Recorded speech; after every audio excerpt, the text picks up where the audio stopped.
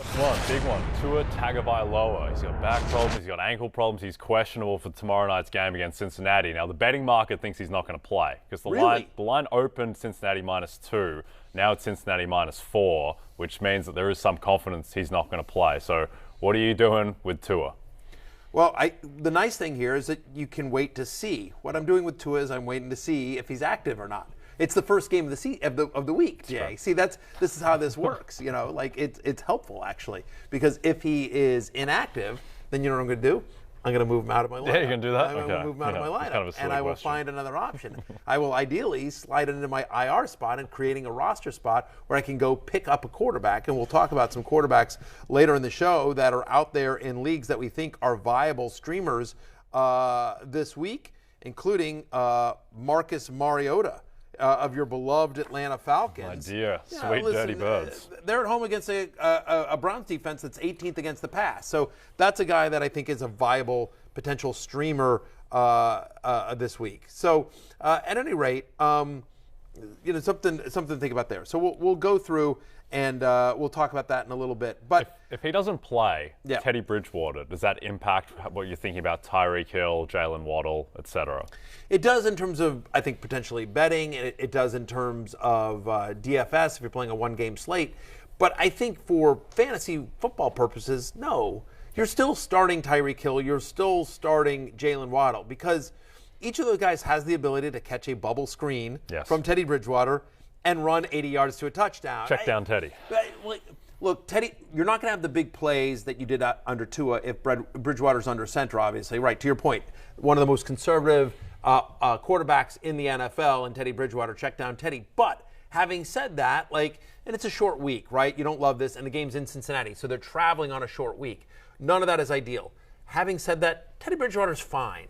He's not an awful quarterback. He's not a disaster to quarterback. This is a guy that's been a starting quarterback in the NFL for multiple seasons, multiple NFL teams, and he's fairly accurate. So again, it's going to be all short line of scrimmage stuff, but no one's better at creating yards after contact than Mike McDaniel. So he's going to scheme them open. They'll be fine. I can't imagine benching Tyreek Hill or Jalen Waddle based on what they've done. Now, I think that some of the borderline guys. Like if you were thinking about, hey, maybe Mike Gesicki, can I get away with him this week? I'm probably not doing Mike Gesicki. The running backs are kind of, touchdown-dependent flex plays here. But for Tyreek and Waddle, I think you got to start them. Yeah. Speaking of Tyreek, we've got some sound of a very excited Tyreek Hill about the matchup with Eli Apple. Oh, we play on Primetime that week? I didn't even know that. Amazon Prime. Oh, we play on Amazon Prime? Thursday. Oh, that's going to be lit right there. I didn't even know that for real. But, yeah, we're looking forward to who we play? Bengals. We're looking forward to the challenge. It's going to be fun, And I can't wait to go against Eli Apple, man. I owe you, boy. I owe you. I'm here. The cheetah is here. That's it. All right. I owe you, boy. The cheetah is here. I'm taking Tyreek Hill -1,000 in that matchup to embarrass Eli Apple. Now, look, I think obviously Tyreek, Waddle, they will be fine. The Bengals defense hasn't allowed a touchdown in 20 straight drives. They've also gone against Joe Flacco, and I can't even really make the joke about Cooper Rush anymore because it turns out Cooper Rush is good. But I think the Dolphins running backs, that's the more interesting situation. Chase Edmonds, Raheem Mostert. Are you starting either of those guys, and what's the hierarchy? So I'm not. I mean, I have them both outside my top 35 here. You think about the Bengals; they're the 8th best run defense so far in the NFL. They've played well. The Bengals have. Again, this is a road game here. Maybe a less explosive offense if Teddy Bridgewater is under center. Mostert, Edmonds has had only one game with double-digit touches so far this year. That was week 1 against the Patriots. Mostert's seen 2 or fewer targets in 2 of the 3 games this year. I mean, the usage has been inconsistent of those running backs. I suppose if I had to start one, I guess Edmonds because he's the passing down back.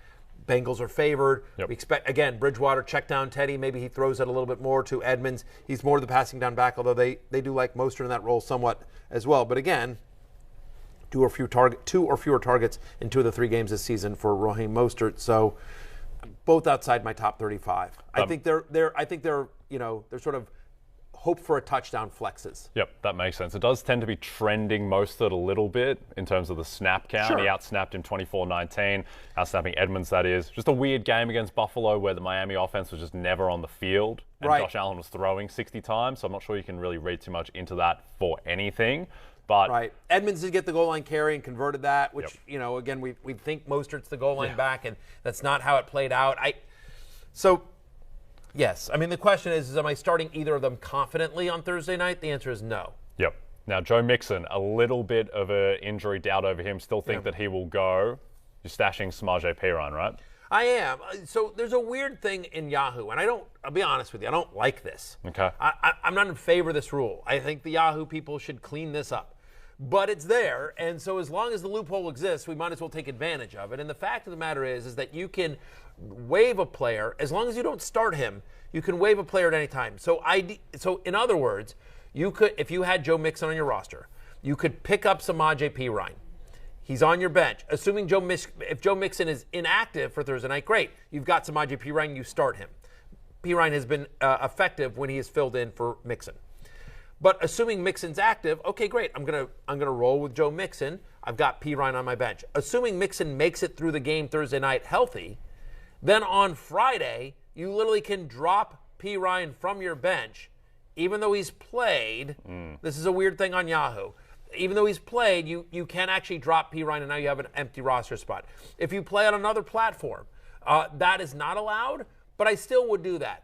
I think Mixon is too good and so much usage, and we've seen Perine be effective again and get the majority of work when Mixon is out, that I think Perine is a must roster if you have Mixon on your team. So, yes, I would grab Samaje Perine, especially given the fact that, it's a short week on the road. Zach Taylor saying Mixon will be good to go, but sometimes coaches lie. Sometimes coaches don't know. Sometimes you never know. Mixon has dealt with injuries in his past. That makes sense. Okay, a lot of news coming out of London, which is where most people in America think I'm from, even though I'm from Australia, which doesn't house the city of London. Right. But in any case, the big news, Jameis Winston. Can you prove that? I'm Australian. I talk Australian. It's just everyone thinks that Australian people, British people, South Africans, people from New Zealand, it's all kind of just one. You have an accent. Yes. You have an accent. I do have an accent. Right. Now, but you are not from London. I'm not from London. You are not from London. You are not from England. You actually are insulted when people think you're from London. You hate London. You hate the English people. I like London.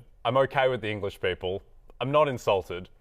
To tick off those This is not what he told me off air. I just want you to know. He gets really, really offended. I love London. I love people from all creeds and races. You do not. You hate being thought of from being from London. He is Australia or bust. So now, just so you know. This is what I talk like, an Australian. An English person would be like, is Jameis Winston going to play, mate? Right, okay. Different. That is different. The question is Jameis Winston going to play, mate? Look at him, Master Thespian. There you go. End scene for Jay Croucher. Now, he's got a back. Jameis Winston, a transverse fracture in that back. He hasn't played great so far, but he is airing it out. And Michael Thomas, he's got an ankle problem as well. Neither are practicing. So this is probably before your time. It's depressing how much younger you are than me. These companies keep putting me with really young co-hosts. I don't know what they're trying to tell me here. But there's an old Monty Python movie, right? And it's and there's a scene in the movie. It's a very famous scene where I believe it's Life of Brian, where he's basic. There's a duel at the bridge, and the guy gets his arm cut off. He's just like, it's just a flesh wound. Yes. So it's like, what, mate? Do you want to just lay down? He's like, no. And he's got one arm and blood's coming out. He's like, no, let's go. And he's just like, fine. And cuts off the other arm. It's like, let's go. Like, dude, you're bleeding from it's a flesh wound, right? And it's a brilliant brilliant scene. I did not do it justice. So I'll find it on YouTube. Are you familiar with this at all? Yeah, and also good job cashing the over 2.5 mates being said on the show. And you're the one who cashed it as well. Good for you. There you go. I love the London people. I am not like Jay Croucher. Cheerio, mates. But my point is, I feel like that's Jameis Winston. He's got a fractured back. He's got mangled ribs. He's whatever. He needs a kidney transfusion. He's fine. He'll be fine. I'll be out there. It's unbelievable. This guy it doesn't matter what injury shows up. James is like, hey, I got it. Yeah, a fractured back. I don't know, but it's funny. Producer Brian, he was telling us about how the Saints, they've got this easy schedule coming up for Jameis. It's like, well, he's also got a fracture in his back. Does the schedule really matter that much as the transverse fracture in his back? I mean, he's Bruce Willis in Unbreakable. I mean, it's weird, but like, let's hear it for Jameis Winston. Dennis Allen, the head coach of the Saints, does not think there is any concern for his availability this week. He missed Wednesday's practice last week as well. Obviously didn't play well, but he did get out there. But the 6 scariest words in the English language were spoken this morning, Jay Croucher, and those are Andy Dalton taking first-team reps. Terrifying utterances. Yes. Look, if you have Chris Olave, if you have Alvin Kamara, where are you on the Saints? I mean, I'm praying that Jameis plays because I think that this offense has real upside with Jameis. He's leading the league in average depth of target. Chris Olave is feasting off of that. Yeah. Jameis Winston in 2019 was the 3rd-ranked quarterback in fantasy. If you let him go full Jameis, then he can deliver huge yards. And Chris Olave is a joint favorite for Offensive Rookie of the Year. If that's Andy Dalton trying to get him the ball, then he's done. Then I would rank certainly Drake London and Garrett Wilson above Chris Olave. But look, I think I'm in on Jameis if he keeps playing because the Trent Dilfer game manager Jameis, the half Jameis, not even half Jameis, quarter Jameis of last year, no good. This full Jameis, I'm all in. Yeah, and you like the matchup against the Minnesota Vikings. Again, this is the London game. It'll be Sunday morning at 9:30. But Vikings 29th against the pass so far this season. Like, you can throw on Minnesota. We've seen Jared Goff have success against the Vikings, obviously. So, my expectation here is that Jameis plays. He has a good game. You're starting Chris Olave. We'll see about Michael Thomas. Also not at practice today. He left the game early last week. Michael Thomas, to go with your Unbreakable theme, he's the Samuel L. Jackson, Mr. Glass. Right, he is a little bit. Yeah. Yeah, nice job. So, a little shout out to M. Night Shyamalan. Yeah, shout out to Unbreakable. Right, exactly. By the way, controversial take. Yeah. M. Night Shyamalan is the most overrated director in Hollywood history. I don't think that's a controversial take. I think it is. Like, people love him. Like, Sixth Sense. Sixth Sense is a brilliant movie. Fifth Sense is a different. The Sixth Sense. The Fifth Sense is hearing. Right, exactly. Yeah. The Sixth Sense is a truly brilliant movie. Love that movie. Didn't see the ending coming. Unbelievable. Sixth Sense, brilliant. Everything since then, including Unbreakable, is awful. And people love him. Unbreakable is Unbreakable. Here's me. Get to it. Get to it. Oh, get to it. That's me watching Unbreakable. Well, I can't. I'm out on M. Night Shyamalan. And people keep giving him movies. There's an amazing graph of the Rotten Tomatoes meter of his films over time. So it's like Sixth Sense, really good. Unbreakable, a little bit worse. Signs, a little bit worse. The Village, a little bit worse. And then all of a sudden you're at The Last Airbender. And it's just going off a cliff. It's unbelievable. Like, what was the movie on the beach? That was a tough one. That was I hated the commercials for it. That's when you watch on a plane with the volume off. I'm not watching it at all. Yeah. Most overrated director in NFL and cinema history. Okay. M. Night Shyamalan. Last thing on M. that game. Alvin Kamara, his lack of pass game touches, is that a concern? It is.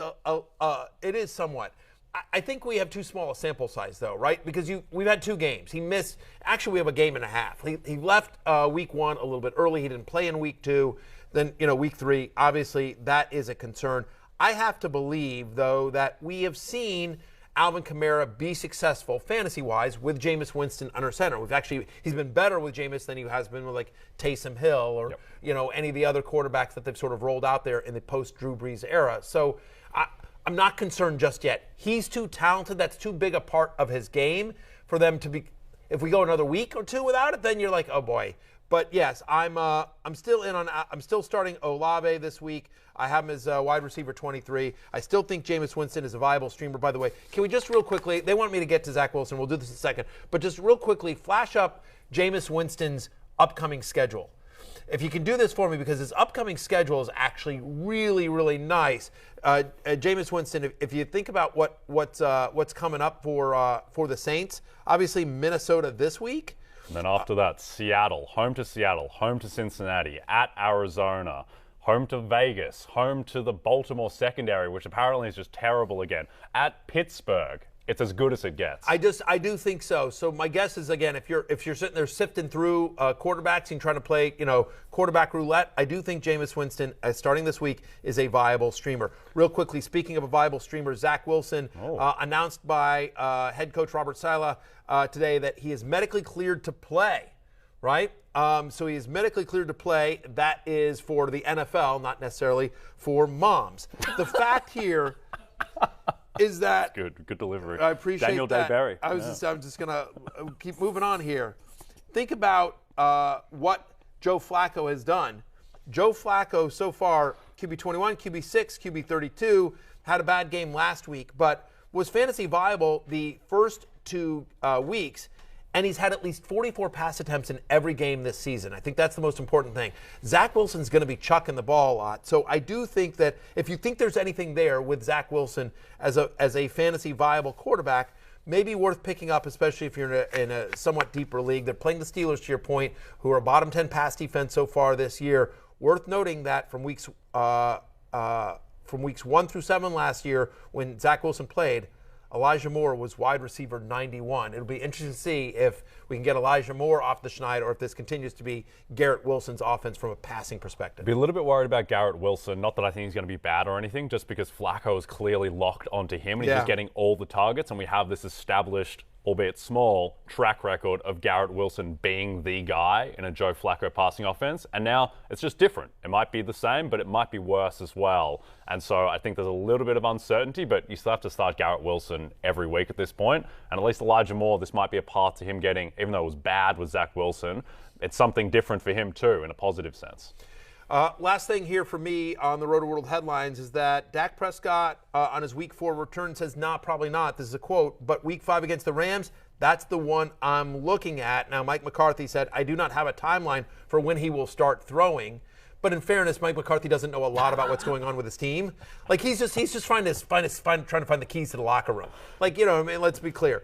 All right, so real whipping boy on the. I'm not a Mike McCarthy fan. Yeah, apparently Mike not. McCarthy is the M. Night Shyamalan of NFL head coaches. Yeah, 2010 Super Bowl, which was his sixth sense, and then it goes down and down and down. Yeah, I can see that. Numbers are there. Yeah, look at the numbers. I'm right on this, by the way. But the fact of the matter is Dak Prescott is not 100% rostered in Yahoo League, so worth looking to see, hey, is he out there? Because, again, looks like he could be back sooner rather than later again. He's saying Week 5, the team is not necessarily committing to him. He's 0-1 in the season. Cooper Rush is 2-0.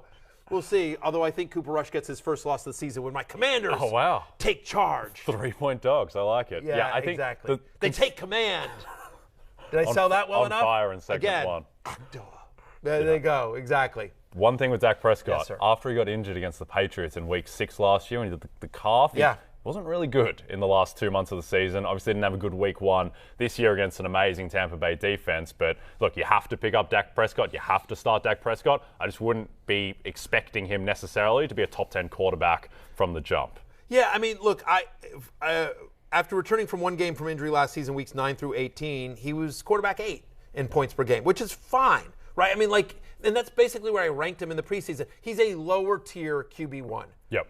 And by the way, when you sit there and look around the lower tier QB1s, right? Think about that. I mean, Aaron Rodgers, Tom Brady, the guys that went in that range, right? I mean, like Matthew Stafford's been a little bit up and down. Like Kirk Cousins a little bit up and down. Like the guys that went in that range, Derek Carr's been good, but it's been a bad year for a lot of quarterbacks so far. Not great. And Dak, I mean, a lot of that ranking at the end of last season was going against your Commanders in prime time, who did not show anything. And then the Eagles backups in Week 18. But yeah, Dak, you have to start him if he's back, if he's healthy. Okay, we're going to go to break. I just think it's a better offense. I'm just saying, again, you're sifting around. If you're sitting here, you'd rather Dak Prescott than Zach Wilson. Yeah, no, 100%. All right, Denny Carter is coming to join us on Keep It Open or Close It Out. I might not be here. Denny definitely will be, though.